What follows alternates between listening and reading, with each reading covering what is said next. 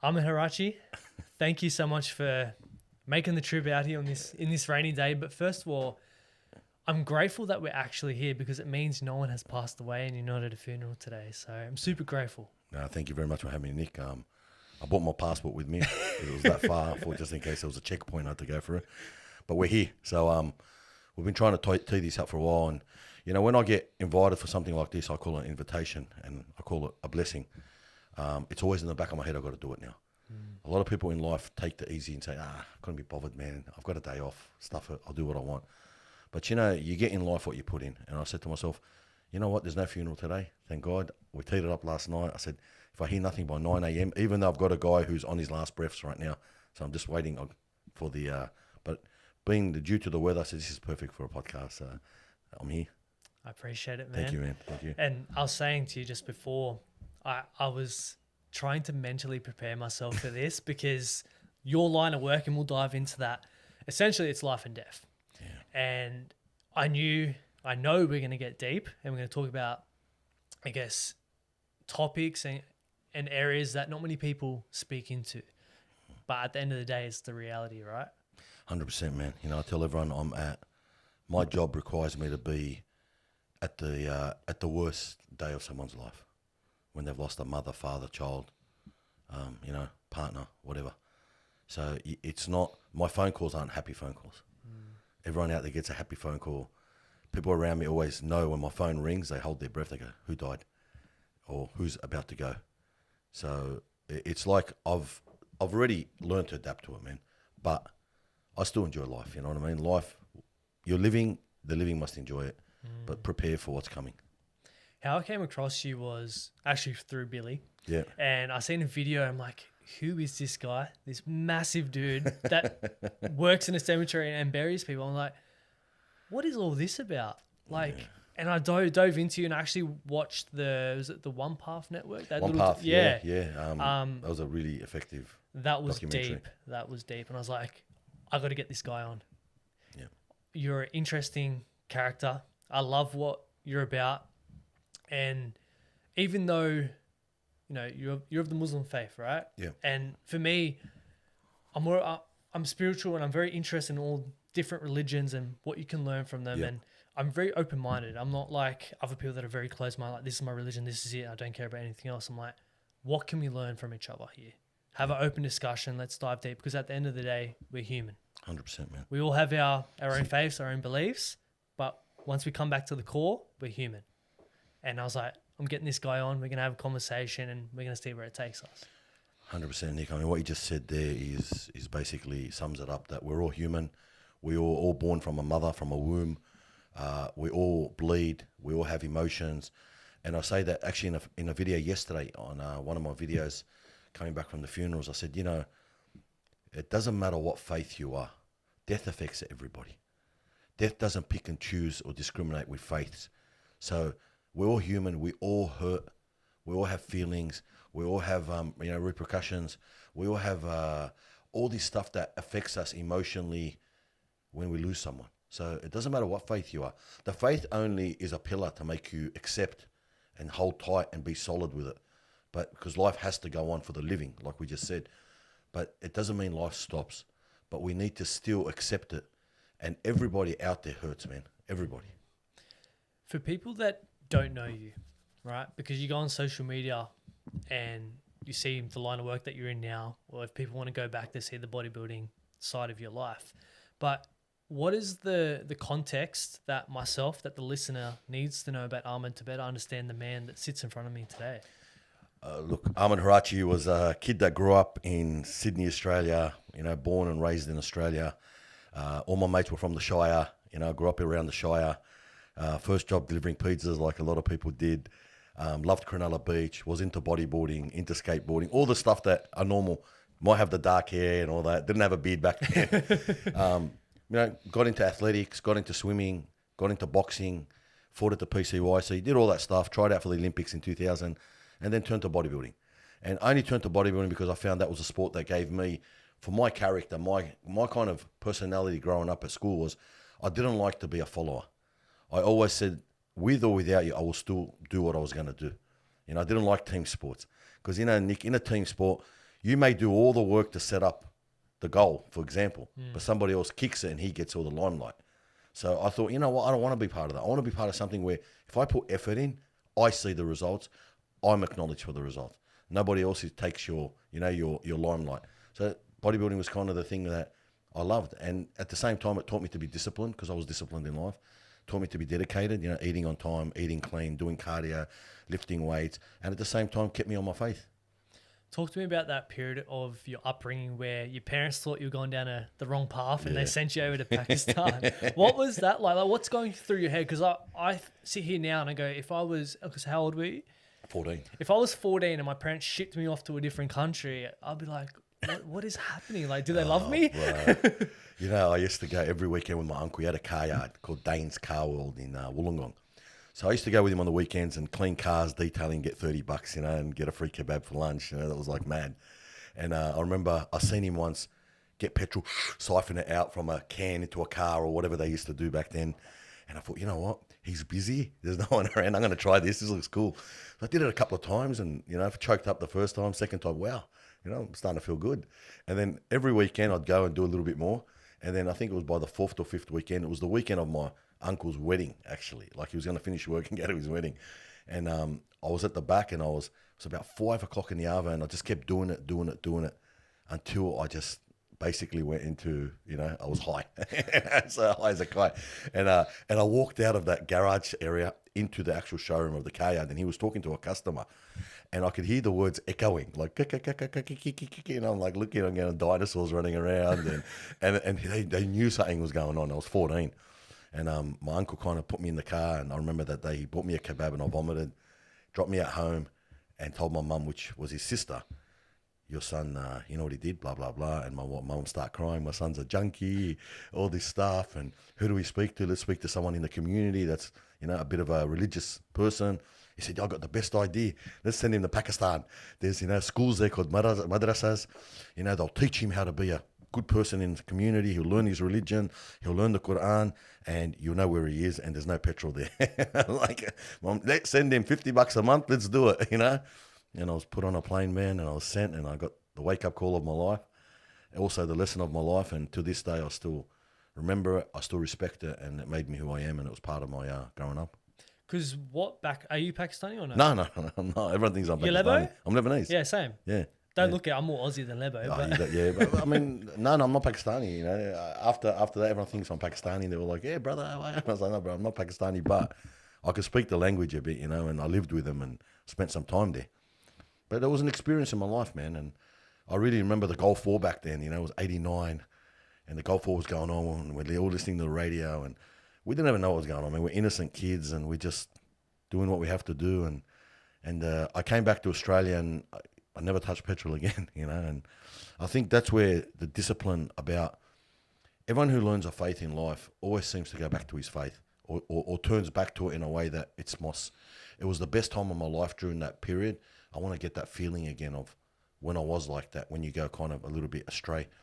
And it kept me going in my life. And that's where every time I encountered different obstacles in life, that memory of Pakistan came back to me and taught me that I've done some of the hardest things in life. This ain't hard. Do you feel like faith is being lost in society? Because you look at a lot of young men now and they're struggling. The suicide rates are so high. Massive. And for me, I feel like it's a big part of that is the lack of faith. Yeah. And because my understanding is like, if you're a man of faith, no matter what adversity you're faced with, God's in your corner. Yeah. He's there. He's going to help you and guide you through whatever you're going through. But with that lack of faith, men feel like they're the only ones that can do it. And they feel like it's too hard. And the only way out is to unfortunately take their own life. Do you feel like coming back to faith is going to help a lot of those issues when it comes to men's mental health? 100%, man. Like faith it's a solid foundation, but it depends how that faith was brought into your life. I always compare it to a computer that's been doing programs and working fine for 2 months. And then all of a sudden you put it through a rigorous program and it breaks down. And faith is the same. It all seems to be nice and sweet when everything's going good in your life. Work's good. I've got my social life. Body's good, healthy. I've got no calamities in the family. Mum's alive. Dad's, all this stuff that brings the round picture of life's perfect. Then all of a sudden you're hit with a trial or a calamity or a tribulation or some test in life, and you break down and your faith gets thrown out the window. Why? This is where we say, you know what? Faith needs to be built solid. And the way to build something solid is to keep every single day on it and accepting. And this is mainly in our religion, in Islam, is we accept. Whether something bad comes to us, we accept and say it's a test. We have to be patient. And if something good comes to us, we say, thank God, it's a blessing. So both ways, everything that happens to the believer, we say, is always good. Whether it's bad or good, it's always good, because this world is all meant to be a test anyway. What advice would you give to, say, a 27-year-old who's feeling lost right now in life, didn't really have a faithful upbringing? Yep. But we both know that faith is important to get us back on track. What advice would you give them without going, hey, come to Islam, come to Christianity? Yep. Like, what advice? Look, I would say to them, first of all, go visit the cemetery. Yeah. No matter what part of the cemetery you go to, what faith. There's plenty of faiths in it. There's people with no faiths. Go visit the cemetery and go read those tombstones. And go read those ages. 20-year-olds, 90-year-olds, 80-year-olds, 70-year-olds. And read those ages that were blessed for whatever years God gave them on this earth. And look at yourself and look at your age and say, how much time do I have left on this earth? Am I willing to keep going like this? Or am I willing to stand for something, live for something? And when I do finally depart this world, go to a better place. Because we are going to go to somewhere else. I don't believe that we were just born to eat, graze like animals and then die. There's a bigger purpose. You can't be a person who's done good all his life put into the same basket as someone who's done bad all his life. So where do you believe, in Islam, where do they believe like you go once you pass away? Look, everyone's going to die. Yeah. So we say every soul will taste death. So every soul will go through death. Mm-hmm. It's that time of death that you will see where your place is. Because we say in Islam, the angels come and take your soul. They are sent to take your soul by the angel of death. Now, those angels could be good angels, could be bad angels. So is it like heaven and hell? It's like heaven and hell. Yep. And then we say that we go from the grave to the barzakh, which is the barrier, which is the unseen world, where all souls join with each other, the good souls. And usually the closest you get to that is sleep. So sleep, we say in Islam, is the mind of death, because your soul departs your body. How many times have you slept and you have actually felt your dreams were so real that you were hurting, you were talking underwater, you were doing stuff that you couldn't do if you were alive? You're hit by a car and you wake up. Hit by a car, jumping off mountains, flying. This is the soul. And at the end of the day, our body will go back into the ground, it'll decompose, and it'll return back to dirt. Our soul will never, ever, ever die. Your soul that's it. It belongs to the Almighty. He created you, and He deems what's suitable for you. Do you believe in like past lives, like where your soul goes into a next life? We believe in the barrier, Yeah. the barzakh, we call it. So once you depart this world, then the next thing is the barrier, where everyone is in lingo, waiting for the day of resurrection. Yeah, okay. Because that day will come. Everyone believes in the last day on this world, where the world will be destroyed and there'll be no more humans left, no more, and everyone is resurrected, the day of resurrection. So all the souls will come back to be recompensed, to be judged. Everyone's judgments, because we believe there's angels on our shoulders. They write every single thing down. So you think a bad thought, but you change your thinking, it's become a good thing. There's fairness, you know what I mean? But at the same time, there's accountability, man. Like, as a human being on this earth, you're accountable. It's not just I do what I want, when I want, how I want. And this is already emphasized in the world. There's rules and regulations in every country. So why isn't there rules and regulations for your actual soul and body? That's a good question. Why isn't there? Why can you just go do whatever you want, kill, rape, blah, blah, blah, blah, blah, blah, and think it's okay? Your soul has rules and regulations. It has to abide by them, And we say breakfast for the soul is prayer. Praying, having faith. That's your breakfast. That's your food for the soul. Your body needs food to fuel it, to muscle, recovery. But your soul needs food also. And what can you feed your soul? You can't feed it food. You need to feed it good things. which is good deeds, doing charity, talking good words, praying, being in calm state, being in a tranquil state in life. And I tell everyone the same thing, man. If you can learn to be content with what little or what lot you have, and you can be humble in life and swallow your pride, then you're 99% on the way to being a good soul. On that, on material things and possessions and financial success, there was a period of your life where you had all that. Yeah. At the end of the day, we can't take that to the grave. Yeah. And watching that documentary of like where you wash the body and you get wrapped in your final garment, like you're not getting put in your Nike shoes or your Louis shirt. Like, no, it's just your body and that garment. What's your relationship like now with financial success and material items? It's all an illusion. I'm a custodian to it. I've been given it by the Almighty, loaned to me. It's all loans. You know how loans are things that you have to give back? So if someone loaned me, if you, Nick, came and said, Ahmad, I'm just going to leave my car with you as a loan because I'm going away to work for 6 months or 12 months. If I went and sprayed your car a different color and changed the interior and did the engine, you're going to say, what the hell are you doing? It's not yours. And same with the body. The body is loaned to us. This body is loaned to you for your soul. What do you do with it all comes back to you because we're humans. We're given free will. So you're going to be asked accountability about what did you do with your body and soul? Did you get up early and have a fitness regime and eat healthy and look, keep yourself positive? Or did you go through misery and put yourself in a slump and eat bad food and get yourself diabetes and all the stuff, you know what I mean? This is why we as humans have that free will.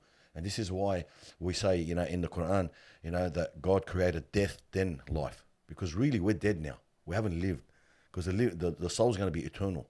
When we die, we live. Because our eyes will open up then into the unseen world. And then we say, to see who of you does the best of deeds. See, when God says that in the Quran to us, he says the best, it automatically gives every single person a chance out there to be a winner. Because if you said the most deeds, we're all going to lose, bro.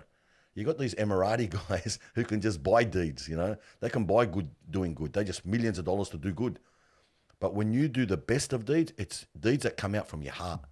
It's that deeds that are done with certainty, and that could be something as small as, you see something on the footpath as you're walking, you move it out of the way so nobody injures themselves. It's done from no one sees you, no one's watching you, no one's cameraing you. It's just done for the sake of being good. Just being a good human. Being a good human, man. That's it. Common sense, be a good human, bro. Don't steal, don't thieve, don't kill, respect your parents. Be a good human. That's what the fundamentals of life are. We say every baby is born on the fitra, meaning the pureness of no evil in them. There's nothing called an evil baby, unless you're watching Boss Babies. I mean, my granddaughter's been killing me with it. I've used it now as my M-joy. But bro, like we're humans. You look at that. That's why I tell everyone, if you ever want to do something with your kids, take them to the cemetery, man. I know it sounds weird, but you know why? Show them the reality.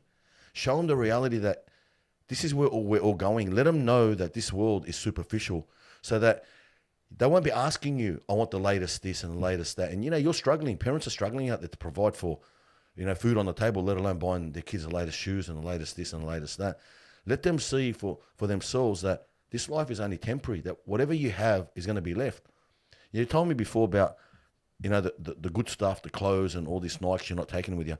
Yesterday I watched my mate who I went to school with, he died on a cruise 2 days ago.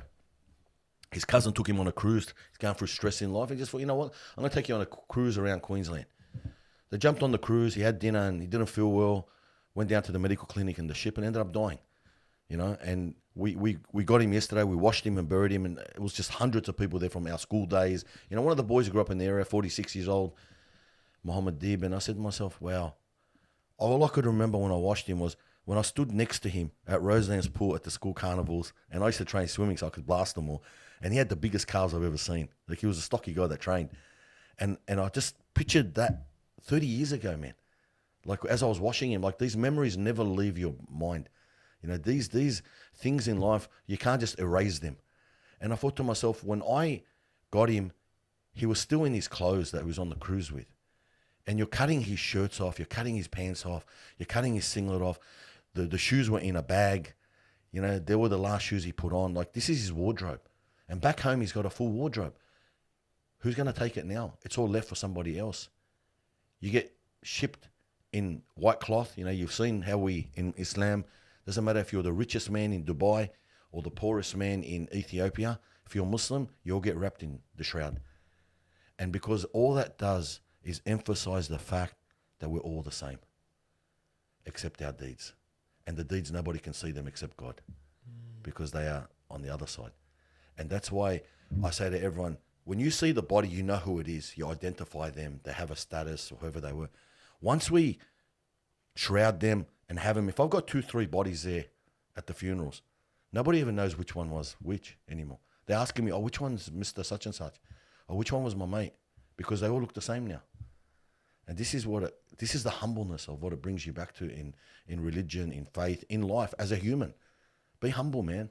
Be humble, because if you're not, you're going to go back to the dirt. You know, one example, Nick, I always hits me, you know, part of our religion, when we die and bury, the Prophet taught us to throw 3 handfuls of dirt. From it you were created, from it you will be resurrected, and from it you shall return. Okay? And I thought to myself, wow, I've never thought why we do this. Like a lot of faiths throw dirt into the grave, right? They throw handfuls. I thought, I'm going to find out a little bit more about why we do this. Is it because someone told us to do it? There has to be some sort of facts in it. And because we are created from dirt, ultimately, and we return to dirt, if I was to throw dirt on somebody alive, that's disrespectful. If I threw dirt on my dad or mum or sister or wife or a mate, man, why are you throwing dirt on me, bro? That's disrespectful. Dirt is, dirt, it's going to soil your clothes. It's going to spoil your clothes. But your mum, your dad, your loved one, your best mate, whoever it is, the utmost respect you had for him, prime minister, whatever, you put him in the hole and you throw dirt in there. You're throwing dirt on him. And I've always visualized being in that grave, looking up and dirt coming at you. Like, it's like, what are you doing, man? You know, like, what are you doing? You're throwing dirt on me now. You're trying to get rid of me. Bro, at the end of the day, because you're not part of this world anymore. It's just the soul now. It's just your soul's going to be determining what it did. So I thought to myself, why do we do this? It's because it's for the living, not for the dead. It's because when you throw that dirt, you have a little bit of dirt left on your hands. Feel it. Rub it with your hands and feel that this is what you're going back to. So humble yourself. Swallow your pride, because this is where we're going. This one day will get done to you. One day someone will walk away. No matter who you were, how rich you were, they're going to feel that dirt on their hands. They're going to, damn, I better wash my hands now. You know, because it humbles you that you're all going to get this done to you. Wow. It's deep, man. It's That's deep. powerful, man. It is. And we sometimes, as humans, we don't ponder, man.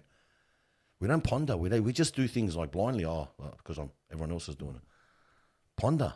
Why was this? Why are we even on this earth for? Why were you given life to the age of 27, but you've probably lost mates on the way? You know, why did my mate die at 17? Why did my mate die at 22? Why am I married with a kid and my mate can't have kids? Ponder. Ask yourself, because you're favored. Because that's a favor from the Almighty, but you will get tested. God tells us every single one of you will be tested in this world. Some with your health, some with your wealth, some with your children. Some, all of them. And how many people do you know have tests in life?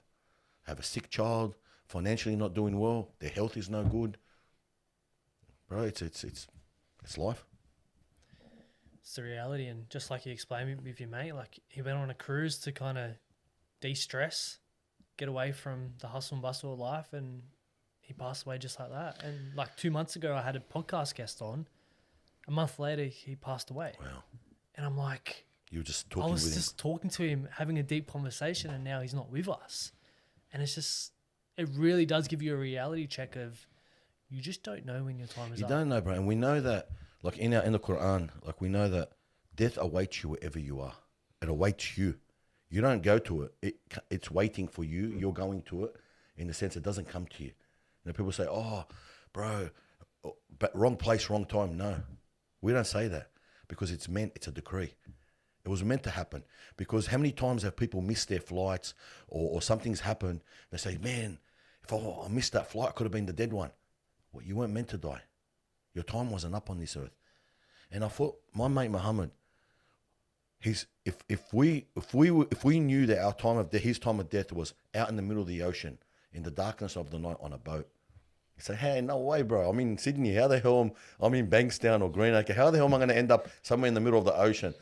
But Look what unfolded. Oh man, let's go on a cruise. Yeah, all right, bro. Why not? On a cruise in the middle of the ocean somewhere, on a boat at night, he ends up meeting the angel of death. Angel of death's waiting for him there. He got sent to that location to pass away. And they say in the scriptures, like, it's all written. It's all written, man. One thing you can never change is the decree of your death.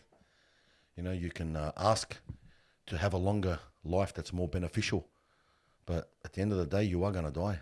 I mean, the other day I was at the cemetery and we buried a 44-year-old, and I always love to ponder and walk around, read the names, and because I've done a lot of those funerals and a lot of those graves. And bro, Nick, I just seen a guy he was 108 years old. And I looked and his wife was buried on top of him. She died a couple of years ago at 87. For together, they're 200 years on this earth combined. Next to him is a 17-year-old. 17, bro, 17. So this guy was like 91 years old when this kid was born. Like, who would have thought you lived 90 and you're going to die before him?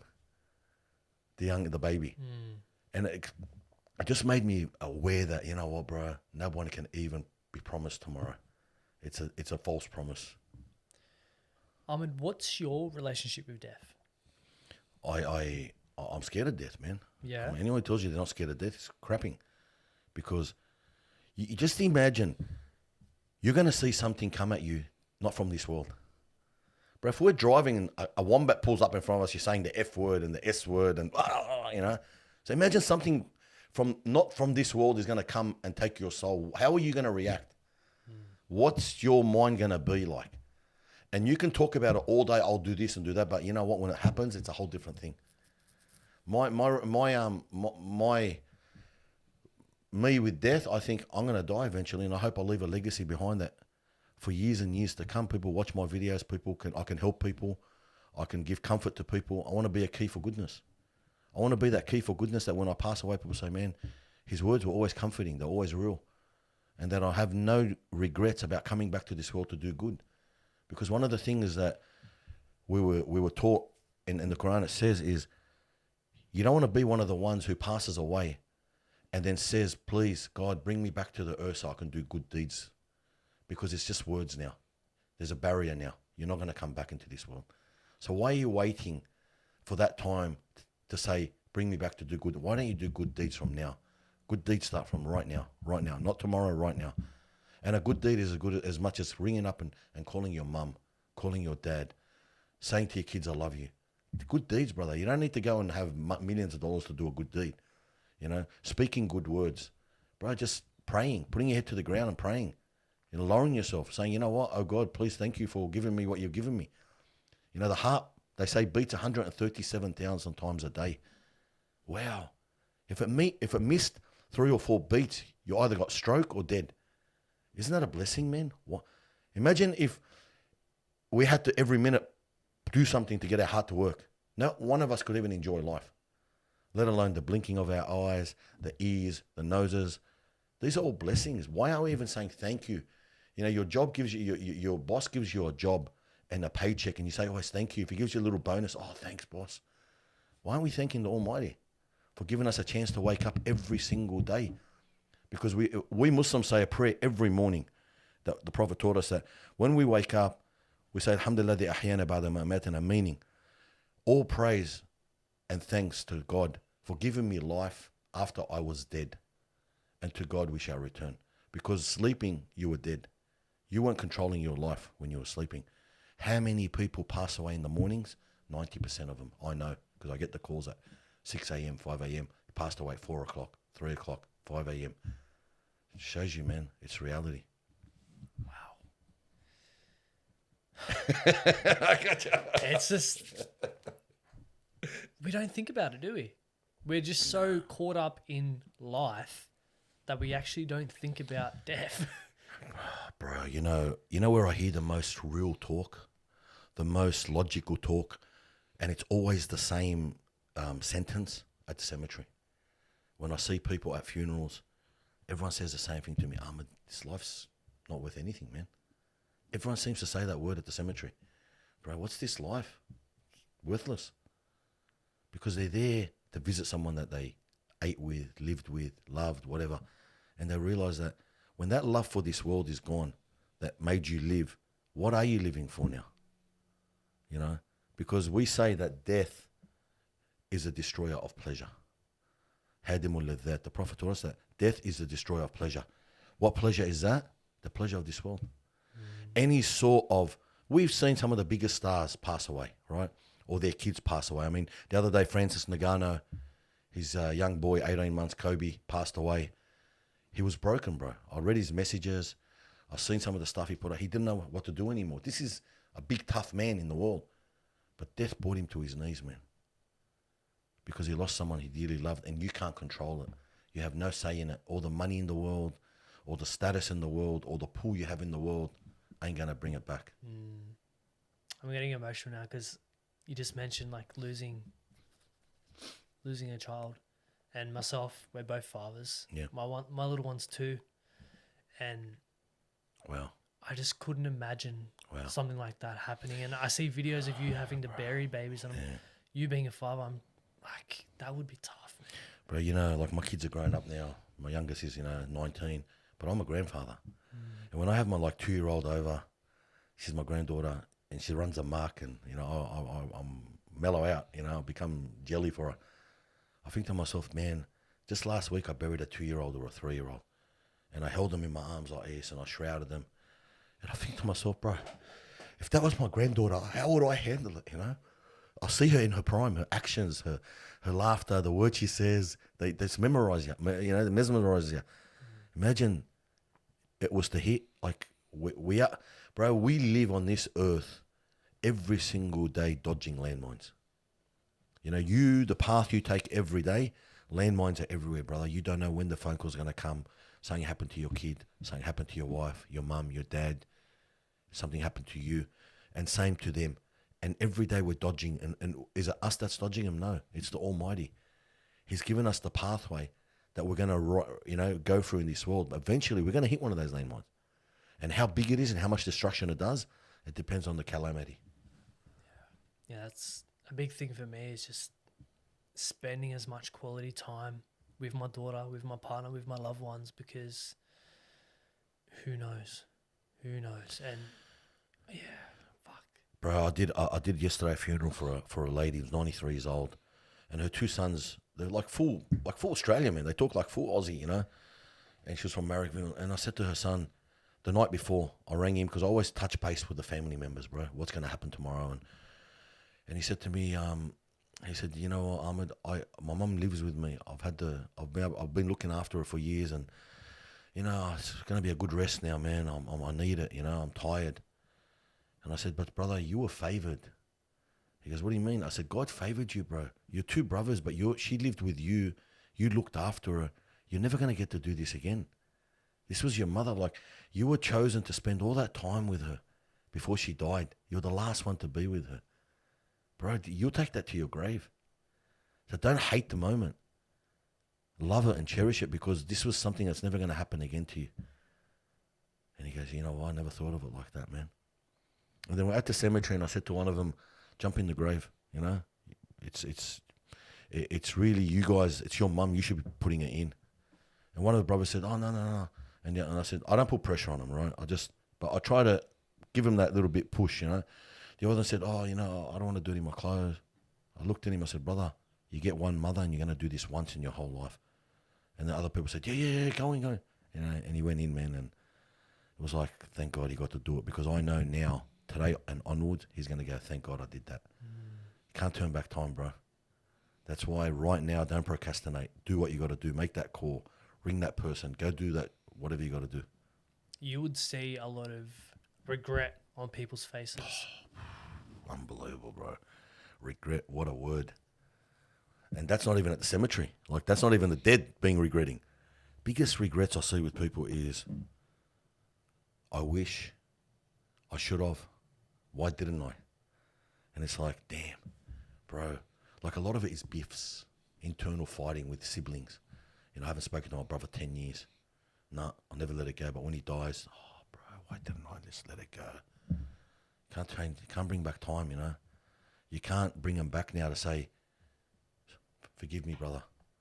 I've had people call me and say to me, Like one family's got issues and one of the brothers is a peacemaker and he's ringing them up saying to them, sister, please sort it out with your brother. And he lives overseas. Please sort it out. And the other brother, please sort it out. And then one of the other brothers said to him, brother, next time you call me and talk about this, don't call me ever again. He hung up on him. That brother that made the call that was trying to make peace died a few days later. And that guy that he spoke to here and his son told me, he's never been the same, man. He just keeps on putting his head down and rubbing it. Like his brother rang him, it was like pretty much farewelling you with the words of, be good to your brother, be good to your sister. Instead, he told him, his arrogance got in there, you know, his pride. Don't call me about this issue again. And he hung up on him and he never got to talk to him again. And that was the last sentence he said to him. This is reality, man. This is reality. Weigh the last word that comes out of your mouth, weigh it on the scales and see how heavy it is. Because put yourself in the position of, if they were the last words I left that person with and he was to die tomorrow, was that good or bad? Do you have any regrets from people that have passed? Yeah, I've got a lot of regrets. Not that I've hurt people. I've always tried to be good to people. But regrets where... But then again, you know, if I think about it, it was decreed for me to live what I lived, to go through what I went through, to be where I am today. There's nothing I could say I could change that would have made a difference. But I regret not, like, you know, I used to dig graves when I was 19. Like, I was at the cemetery for 15 years digging graves. And I used to jump in the grave and bury the people. And because I was bodybuilding, I was big and strong, it was like, yeah, you know, I was like the centerpiece. Oh, look at the big guy on the excavator. And I used to pick up the body sometimes myself if there was no one to bury. And I'd pick up because we'd pick on a shroud and I'd lay him myself. But my heart wasn't attached to what I did.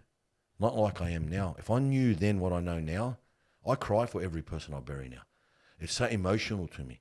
Well, back then it wasn't. It was like, I can't wait till 5 o'clock to be in the gym. You know, it's time for my next meal. I was detached. Now I'm attached and now it's so much more sweeter. Who has been, or is there, like, babies are obviously hard to bury, but who has been the hardest person to bury for you? My mum. Yeah? My mum, man. I remember I dropped her off at the hospital for day surgery and, you know, as I drove off, I looked in the mirror at 6 a.m. and she's come back out and I said, what are you doing? She goes, oh, a quick cigarette. All right, get back in there. She goes, get me my oregano bread when you come back at midday, pick me up. I want my manushi, you know. I was like, all right, mum, all right, just go in, yalla. You know, just don't cause a scene in there, you know, because my mum was a clown. And I'm like, oh, man, she went in, man, and that day we were told that, you know, she's going to stay overnight. And anyway, cut the story short, she ended up hemorrhaging and dying in surgery without them telling us. And she went to the coroner. It was during the Christmas time. And when I went to pick her up from the coroner, like imagine I go pick up people from the thing and we have to identify them and all that. Imagine when it's your mum. The one who held me in her womb. The one who I remember when I was a kid, she'd always protect me from my dad, you know, cover up, you know, all this stuff that mums do. And when they brought her out on the trolley in the body bag, and I know the girls at the coroner, and they said, Ahmad, just can you identify her arm tag and all that? I said, I just opened the bag, I said, I've seen her, and I said, yeah, it is Nidal Harris. And I said, oh, yeah. And they looked at me and I said, it's my mum. And they were like in shock, you know. And that was probably one of the things I'll never forget, bro. And then obviously they washed my mum and I drove her to the cemetery and I jumped in the grave and I laid her to rest and I visit her grave every time I'm at the cemetery now. And I make everyone know about her.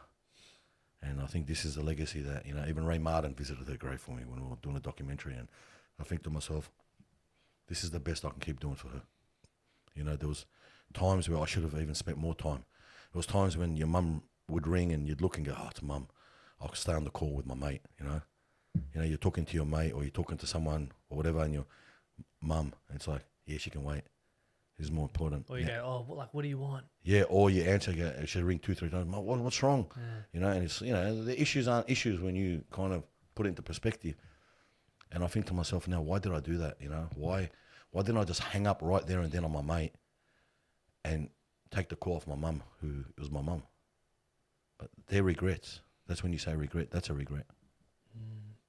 I'm very curious, like, how did you go from essentially building your body to then burying bodies? Was it from the 19-year-old, you were digging graves? Yeah. Then you went through bodybuilding, and then I know there was a period where you prayed to get this love of bodybuilding out of you. Yeah. Why?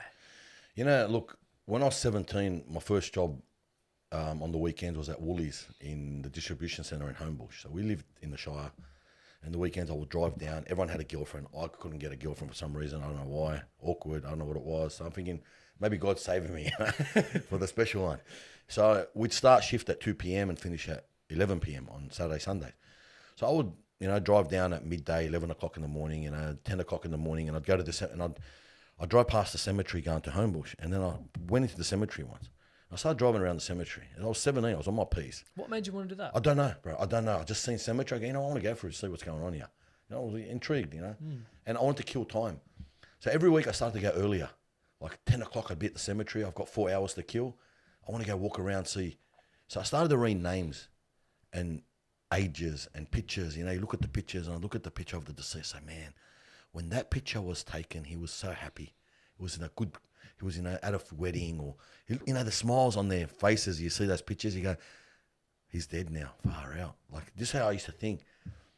And I was intrigued with death, man. And then I bought a whippersnipper, and I started to clean the cemetery up, like in my spare time, thinking I wanted to look good. If I was dead, I was always OCD, so I was thinking if I was dead, I want to be my place to look nice.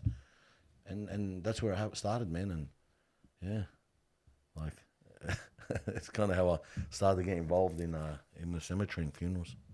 But then why did you pray to have the love of bodybuilding taken out of you? Bro, goes back to Pakistan, the foundations of Islam, and what I was the reason being on this earth for, to be a good person. And bodybuilding wasn't making me a good person. Bodybuilding has a lot of pride in it, has a lot of selfishness in it, has a lot of boasting in it.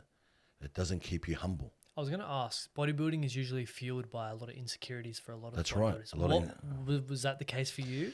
Look, probably some of it, because back in high school and that, like, I did little athletics. I'd make it to state. I did swimming. I'd make it to state. But none of these accolades made my mates look at me as someone, I want to be the cool guy at school, I couldn't, because I was a nerd in school. I'd be friends with the nerds because I was in the A1 classes, but then I'd hang out with the bad boys because I wanted to be cool too, because I boxed and all that. But I wasn't a troublemaker. Like, my mum raised me in a way. I had a good heart. I feel sorry for people. I let people go, all that. And I thought to myself, you know what? Like, bodybuilding was something that I could do myself. I don't have to, because I remember a few times when you pick teams in school, you never get picked. Like, you're thinking, far out, bro. Why are you picking me, man? Like, it hurts, man, Like, I'm thought to myself, like, everyone picks the favourites, and then when there's 2-3 people left at the end and you're one of them. And I used to go, fuck, like, bro, who are you, man? Like, I'll show you. That was my mind. I'll show you, always. And I remember on my year 10 or year 11, like prom, like that thing. Yep. Bro, I remember I went for about an hour, and I saw all the heroes from the school, like, everyone's dressed, and we didn't have money, bro. My parents were doing it tough.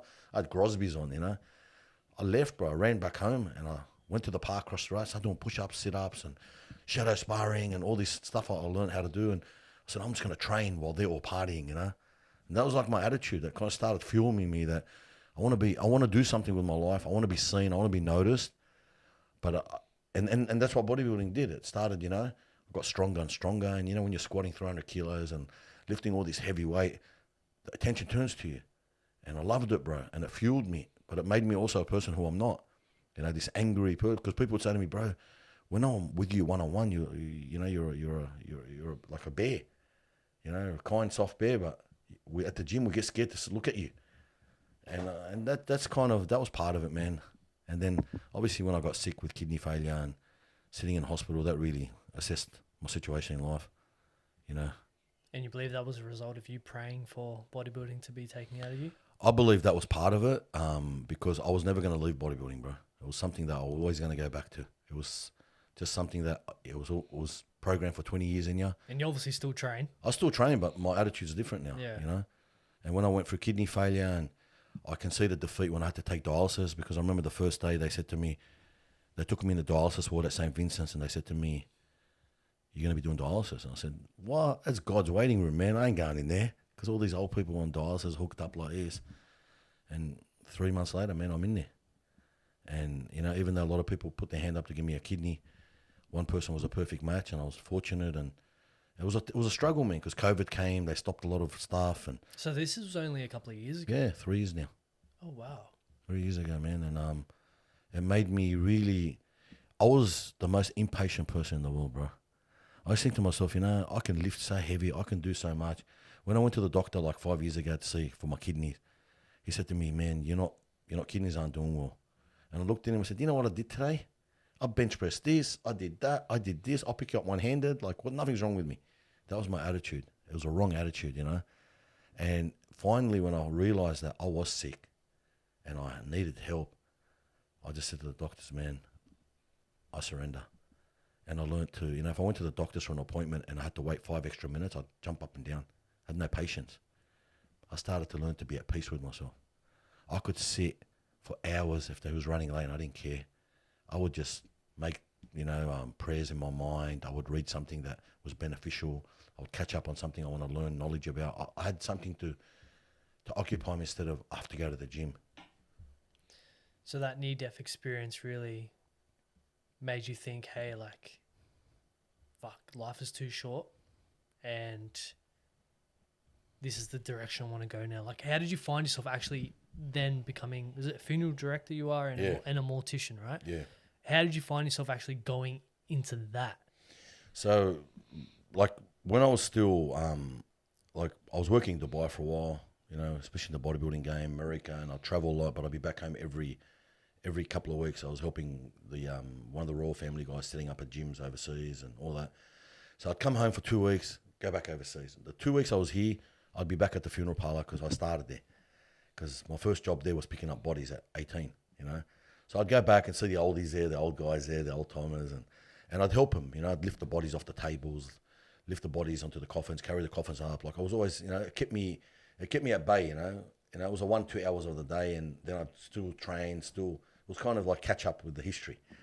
And when they all got sick and the oldies started to pass away, I got thrown back in there, and it's like everything just paved its way, man. It's just like I got my kidney, I got healthy again.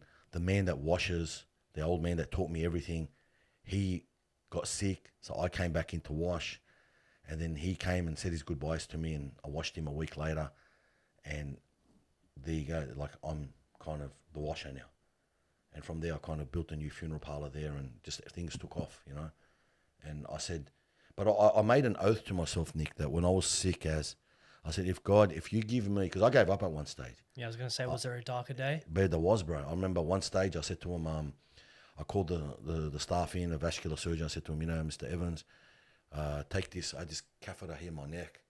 And I said, take it out. Because you couldn't have a shower. You couldn't swim. You couldn't do nothing, bro. Like 6 months of this, 7 months, 8 months.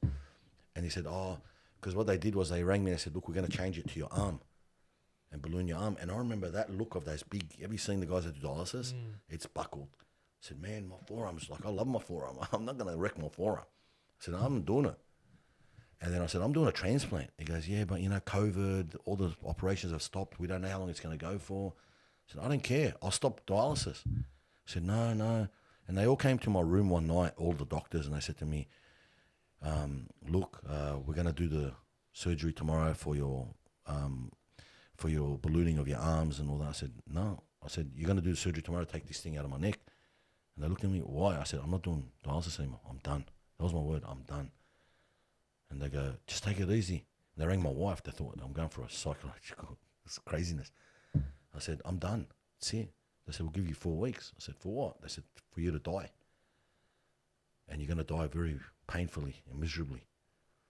And I just, for my head, damn, man, my daughter just got married. I want to see my grandkid. I want, like, you know what I mean? I still want to live, bro. Is that my life? I'm looking at all these videos on my phone of where I used to go, what I used to do, people I was around, all that glitz and glamour of life. I thought, is that what it sums down to, a hospital bed and I'm going to die in 4 weeks? And, bro, the rest is history, man. Like, that kind of just woke me up. And I continued till God's plan prevailed, and I did my transplant, and I am where I am today.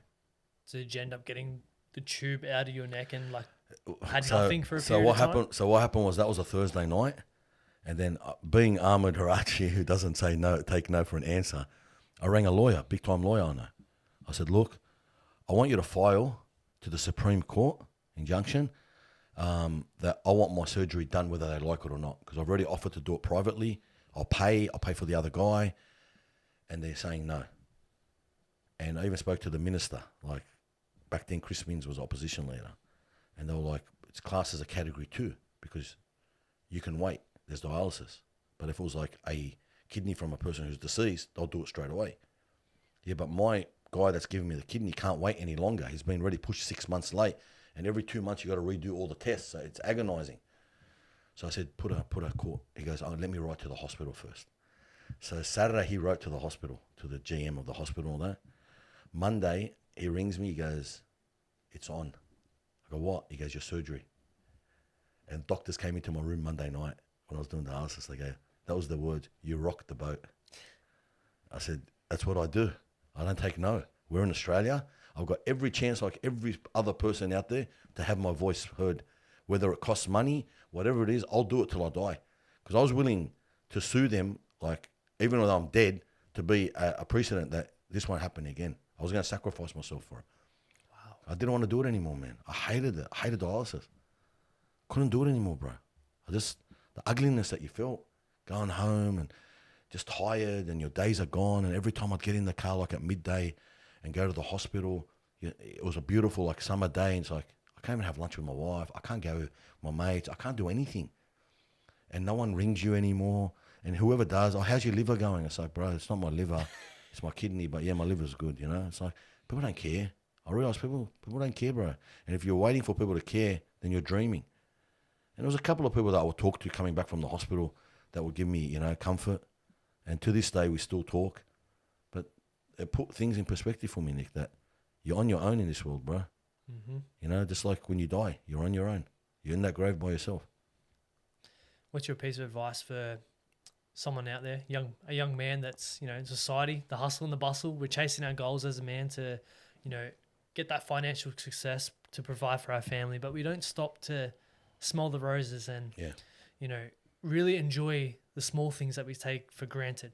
You know, going out to dinner with your partner, spending quality time with your kids, just simply getting some sun. Brother, exactly. Just reading a book, whatever. What's your advice to them? My advice, balance. Have a balance in life. Anything that tips the scale is not good for the body. Have a balance in life. Have, patience in life. And don't give up. Be dedicated in your life. Don't start something and after a week or two think, oh, there's no success in this. Let things work themselves up and surround yourself with positive people, because misery needs company. And a miserable person will want you to be miserable with him. A positive person will boost you, will boost your morale, will push you to those limits where you sometimes need to be pushing yourself. Because I say every single one of us has a chance out there. Don't let anybody tell you you can't do something. You're surrounded with death every day, essentially. What do you do for yourself to, like, focus on life? Bro, I love, like, everyone knows I do this jet boarding thing, you know, jet surf. Yeah, I've seen some of that, yeah. So I do jet surfing, and in order to learn that after my transplant, I lost a lot of weight and I became flexible. And I thought, you know what, I went back into boxing and I bought a skateboard. I always wanted to skateboard again from my young days. I bought an electric skateboard, now it's electric. And bro, I started to learn balance. I started to skateboard. I was always good balancing, but I got to do the things I wanted to do that I couldn't do when I was bodybuilding because it consumed my life. And I enjoyed it, bro. And then I've seen this jet surfing thing. So I bought this jet board and I went to Queensland, learned how to ride it, came back, and I just jump on it in the afternoons. I do a 20-minute ride where I meditate while I'm riding, or, you know, got into GoPros, you know, all that stuff that I never ever would consider. And even next weekend, I'm going up to, Sunshine Coast for the first jet surf race. Really? So I'm racing next Saturday, yeah. So I'm loving, bro. I'm loving what I'm doing. And this is what gives me my you know, that time out that we need. Plus other things like sitting with my wife and talking, going for walks together. Never did that before, bro. Used to be on a treadmill in the gym. Now I go outside, I walk, you know, I don't make meals the biggest priority in my life. Before, the world can just end as long as I eat my meal. Now it's like, who cares if I have 4, 5, 6 hours I don't eat? It doesn't worry me anymore. I don't care. It's not going to make a difference, you know? And that's how I've become, just laid back. But still dedicated. I mean, I still do everything serious in my life. Yeah, because people are probably listening right now and they're like, this guy's dealing with death every day. Surely he needs therapy to deal with all this stuff. But essentially, training, doing the... That's one part of it, Yeah. the training. And I'm a social butterfly, bro. My phone doesn't stop all day.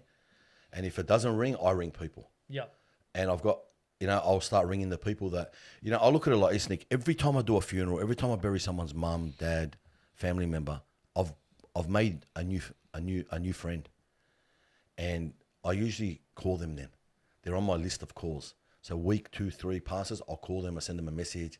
Hey bro, how you doing? How's everything going? How's it been after your mum passed away? Do you need help? People freak because nobody wants to talk to anyone unless they're getting something out of them. Everything's business minded these days. But I love it, bro. Calls on mobiles are unlimited. Like Siri can do any message you want.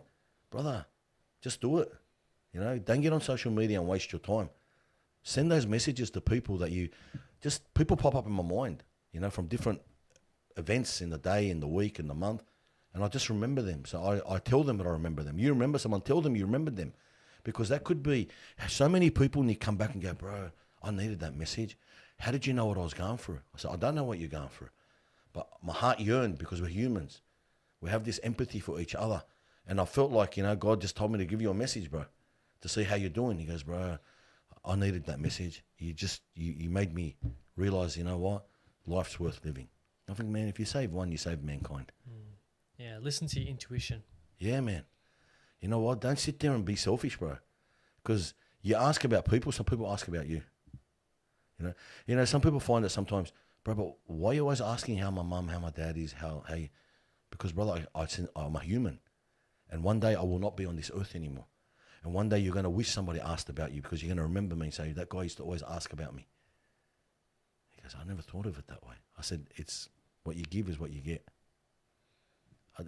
Keys for goodness, bro. A good key is everywhere. It opens doors. And none of it is to do with business. My job is half donations. Like what I do, it's not even for money. It just pays my wages. But I love what I do, bro. For what I put up with, no one will do it. But because my heart is for the ending and not for now, not materialistically world, I don't care. I'm alive, I know. I got a roof on my head. I got my health. To me, that's the most valuable asset I can ever have. I'll just keep doing what I do until I pass away. Why are you so passionate about what you do? Because we're all going to go through it. It's something that is so unique as a human being to do with death that nobody knows what to do with it. For something that is so certain to happen to every single one of us, it's a promise. None of us have prepared for it. If me and you were going on a trip now to the, Ayers Rock, we're going to prepare for the weather. We're going to prepare what we need, the shoes and that for that location. We're all going to death. Why are we preparing for it? Oh, how do I prepare for death? Easy. Do good deeds. So when you are dead, you're remembered. You're not just a lost grave that nobody knows who you are anymore. That your legacy still lives on. The school that you help run, the kids that you taught, the knowledge you gave this guy, the charity that you gave here, the water well you gave in some orphans in Africa, whatever you did, whatever, it's still going, bro. And that's a legacy. That is an ongoing charity that when you're dead, where you cannot do any more deeds because you're dead, you're cut from this world, your deeds are still going. Yeah, what do you want to be remembered for? I want to remember for someone who just was there for everyone, to help people. That, that committed my life for my community, for people's endings. That's all I want to be remembered for.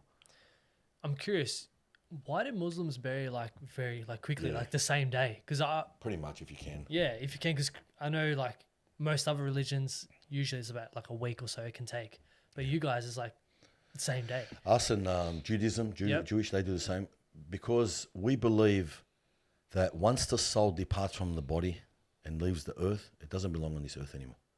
So the body needs to be taken care of straight away. The body's just a body. And the body will decompose and start smelling and all that stuff hours after you die. So it's dignity. You got to give dignity to the deceased. And how do you dignify them? By burying them quickly. Because you notice with every faith, once you bury Nick, people seem to be at ease now. As long as the body is in linger, like we saw the two brothers from Perth that were murdered overseas, surfing and that. Their family, I could feel with them so much. But they're not going to be happy till the body is returned back and buried. Then you'll see everything just settles. You've got a place to go to. You can mourn. You can sit there. It's just humanity, man. But as long as the body's out and people are still talking about it, it puts a lot of anxiety to the family, you know. It's easy for us who are external, but what about the wife? What about the mother? What about the father? They're the ones that really feel it. And they just want to be put at ease, man. And how do you put them at ease? Burying the body as quick as possible. Do you ever get used to doing your job? You know, it's funny you say that because sometimes my heart, like I feel, like I don't feel it. Like usually, man, I have to cry every couple of days. I have to cry while I do a funeral, or I have to kick everyone out of the room after I've taken the body out for viewing and just go back in the room by myself and just ponder what just happened. And when I don't feel that anymore, I draw back again. I say, what's happened? What's going on, Ahmad? What's engulfed your mind now? And I usually weed it out straight away, and I detach from it. And I say, give me back that feeling of when I used to cry. My heart used to, like, if I talk, I straight away stutter that I'm about to cry because it hits my heart. And that way I know my connection is with what I do and my heart are together now. It's not a job for me. You know, other religions or faiths, it might be just a job. You know, a guy who, these funeral directors, a lot of friends of mine who are not Islamic, they've attended a funeral for like a friend who's a colleague who's Muslim. And they all come up to me and say the same thing. They said, bro, that was so dignified what you did. It just felt like, I wish that happened when my dad died. When my dad died, for example, and I asked him, what happened? Oh, when my dad died, they took him and all they were concerned about what casket do you want to use? You know, what makeup, what suit. Like, it was all about the external stuff, not the internal stuff. The stuff that's going to go in the dirt, that's going to rot. You know, coffins, 5 grand, 10 grand, 15, 20. What cars do you want out? That's all like a wedding, you know, like an itinerary. But you guys don't care about that. You guys it's strangers are lifting the coffin. People that don't even know the deceased are carrying it. They're all fighting to hold it. It's like, sincerely, I said, because we dignify our deceased. We're all one ummah. We're all one community. We're all brothers and sisters to each other. It's not a business here. This is not a business. This is basically not for profit. And that's the difference, man. That's why you'll find people see it, man. People see it. Anyone who's been for a funeral will tell you how agonizing it is to deal with funeral directors, and because it's all about the money. Yep. They all care about the money, bro. Yeah, my granddad recently passed away, and there was it was a process. They got to pay off that $400,000 hearse. Our hearses were donated. We don't care. They're donated. Our mechanics are all members of our community who give up their, you know, they donate to fix things. Tires, everyone donates something because everyone wants to be part of a good deed. Well, on the other hand, other people out there, it's a business. You know, they're not going to do a funeral if the cars cost them 400 grand and people on wages and suits. And that's why a lot of people say, oh, but see, the Muslims, they don't give respect to the deceased because, you know, everyone's wearing tracksuit pants. But the deceased doesn't see what you're wearing. It's not about the deceased here. You know, I tell everyone the same thing. When we're going to the cemetery, we're taking the deceased to the cemetery. I said, the deceased is taking us to show us where we're going next. The deceased is going to be buried whether you like it or not. Somebody will eventually bury you, okay? Even if you had no family, you're going to get buried. But what's the lesson in when you take in a coffin or a deceased to the cemetery? The lesson is for the people alive to go there and see where you're going to end up one day, what's going to happen to you. Because we say, you know, God tells us that you all compete. The world is all competing until you visit the cemetery. Compete, you all compete until you visit the cemetery. Why?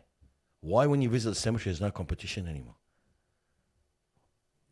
Have you ever heard someone go, oh bro, look at his tombstone, it's bigger than his. Look at his, bro, he's got a nicer, you know, headstone. Never heard that my whole life, bro. Ever. Because it's the most realistic place you can ever go to. Wow.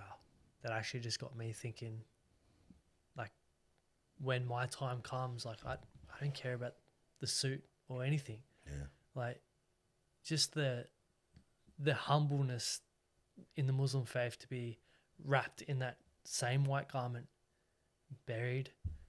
It is very humbling, and it really does put life into perspective that we are all human. Yeah. And then we say it's your deeds that you take with you. Yeah. You know, we say 3 things follow the deceased to the cemetery: his family, his wealth, and his deeds. 2 of them return: His family and wealth go back home. They get attended to. His deeds will stay with him in that grave. Because no one can take your deeds away once you've done them. They're written in your book. Yeah. See, that's why your deeds should be the most beloved thing to you on this earth. Doing good deeds. I'm curious, in the Islam faith, is there the option to be cremated, or is it always burying? Cremation is a no-no. Okay. It's we don't see in Islam the body is not to be mutilated, not to be so even when we wash the deceased we use warm water. Yeah. Okay. You know, people are like, why, bro? He's dead. Who cares? No, because the deceased still feels.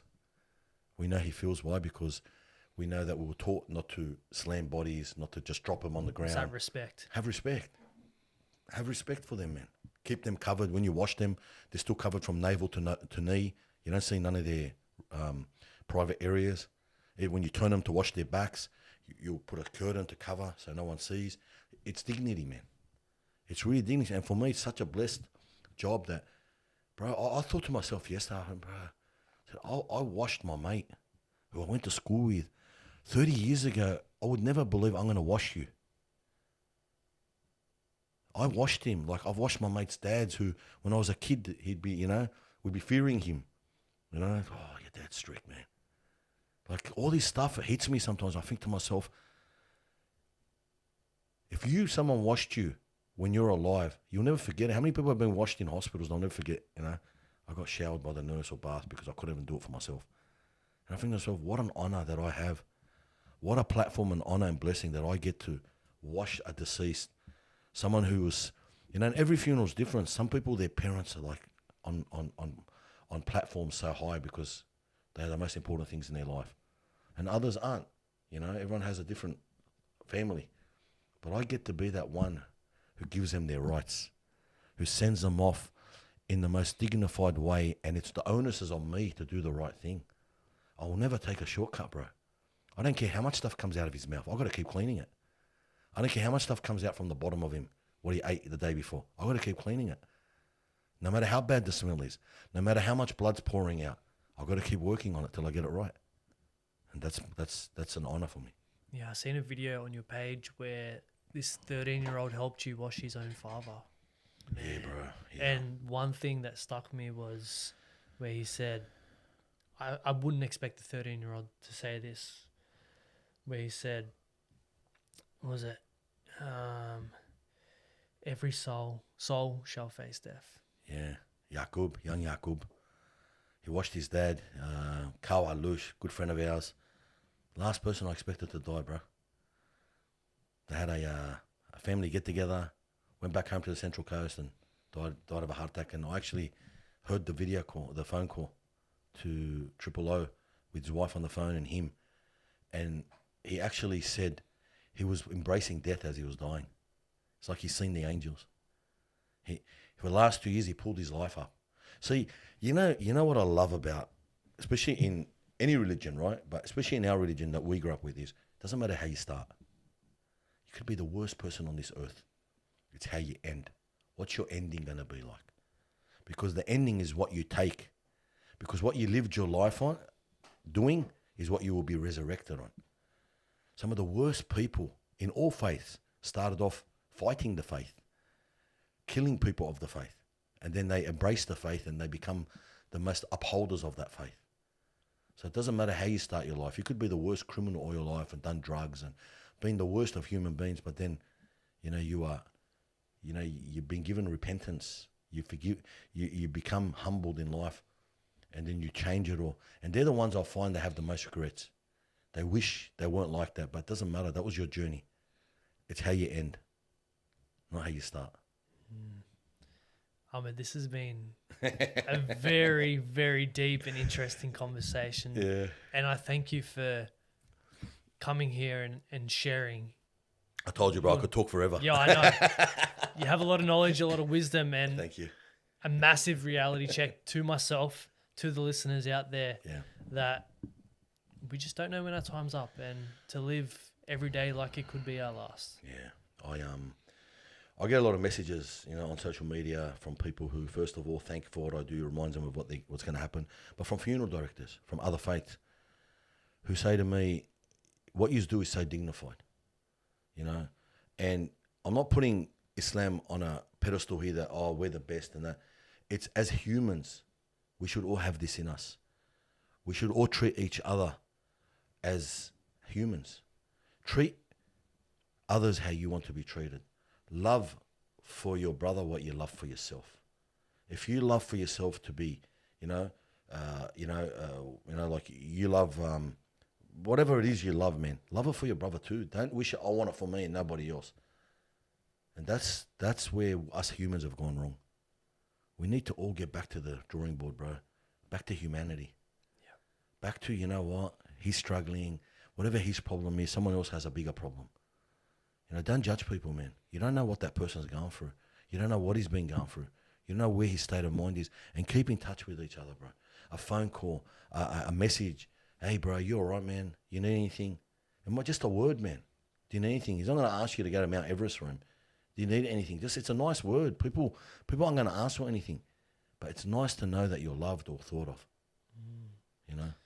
From a religion standpoint, you know, with most religions, but the Muslim religion, it can have a bad name to it. And especially me growing up, people around me said, Muslim's not a good religion. But now having conversations with a fair few Muslim brothers like yourself, I have so much love and so much respect for your religion. And I think it's just, for anyone listening, have an open mind. Don't judge a book by a cover. Bro.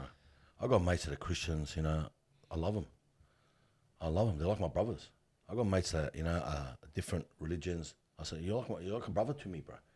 But at the end of the day, the media is always going to portray something the way they want to. Media is there to sell papers, get listeners, and cause controversy and whatever they have to make a subject keep going. Let people do their own study, bro. We all got brains. This social media is, a button away now. Do your own research. Ponder for yourself. Ask the questions. At the end of the day, Islam, or all faiths, we believe in all the faiths at one point were correct. They're all correct. They've all got some fundamental part of them of faith that is back to one God, to worship one God. Mm-hmm. So worship one God and stop worshipping yourselves, because too many people don't even worship a God anymore. They don't even remember how they came, where they went. They're oblivious to what's going on. You know, we're not saying, I'll go learn the scriptures and go find out what this prophet did and that prophet did. People don't want to know that. But people want a book of life. You know, you buy a magazine, you buy a computer. It's going to tell you how to use it. It's going to tell you, you buy this special device. There's a manual for it. How do I use it? Any troubleshooting? And we say religion is your book of advice on how to live. And for us, the Quran is our book, and it has everything in it on how to live in this, from charity to percentage of how much to give, to who gets what in inheritance, who's entitled to what, bro, it's a book of life. We need it as humans to know how to live. But I go back to what I said originally. The fundamental of all life for everyone, no matter what you are, is respect each other. Have respect to each other. Don't cheat, don't kill, don't lie, treat each other fairly. They're the fundamentals of any religion. So stick to the fundamentals if you don't want to go beyond that. We're not saying, you have to be this and that. So be a human being, bro. Because we say in our religion, only the one who comes to God with the sound heart. Who knows your heart? I can't judge your heart. You can't judge my heart. Nobody knows people's hearts in there. We can't read the heart except God. He's the one that turns your heart. He's the one that reads your heart. So he knows what you whisper and what you say out loud. We have a closing tradition on the podcast where the previous guest leaves a question for the next guest without knowing who it is. So the question for you, Ahmad, is if you could have a superpower that would help you change the world, what would it be and how would you use it? If I did have that superpower, I would let everybody realize and remember death so they don't get attached to this world, and don't let the world break them, and don't let the world bring them down. And to learn that, feel blessed every single day that you're given life. That would be my superpower. To let everyone realize that their life, today you're alive, you were favored by God to still be alive. It wasn't in your hands. It was in the Almighty's hands.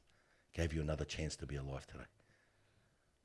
Ahmad, Thank you so much, Nah, man. thank you, This bro. has been an eye-opener. I love and, man, Hey, boys, well, Jim. no, I appreciate you so much. And for all the listeners, where can they find you and support everything that you're doing? I never pump like my social medias up because everyone just watches them anyway. They go viral. But, you know, I'm on TikTok as the Muslim Undertaker, Instagram, Aussie Mammoth, Facebook's just my name. Boys, just all I ask for everyone, watch my videos. I mean, watch and take out of it what you think will benefit you in your life. My videos are real, bro. I do them. No one's ever done what I did. I know that for a fact. No one's ever gone to funerals, done videos from a funeral car with a live funeral going on, or at the cemetery, or at the time of death, or babies in my hand. You know, I've done videos where I've held babies in one hand and said, why have we been given life and this baby hasn't? All these questions, just watch and ponder. And anyone wants to ask me questions, bro, I try to answer every question I can on my messages. Just inbox me, and I'm love to, bro. And I don't make $1 out of what I do, bro. I mean, TikTok sent me the other day, I think I've had 187 million views now combined. And I thought to myself, damn, if I was making 10 cents, I don't make $1 what I do, man. I'll never will. I attend youth centers on a daily basis. Anybody out there who would love me to go and talk to youth, I don't, it's not just for Muslims, bro. It's for, like I said, humanity. The message of death is universal. I attend, I don't charge $1, bro. I usually attend 2, 3 times, 4 times a week, different places. And I like to give the youth a talk because I believe our youth are our future. Our youth are the next generation to uphold and carry the torch. So why aren't we empowering them now?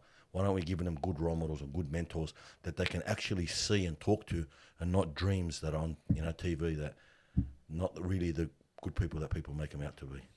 Man, it just shows the type of man you are, and thank you for doing what you do, and Thank you, keep man. doing it. Appreciate it, bro. Now I've got to get my visa stamped to get out of here. Thank you.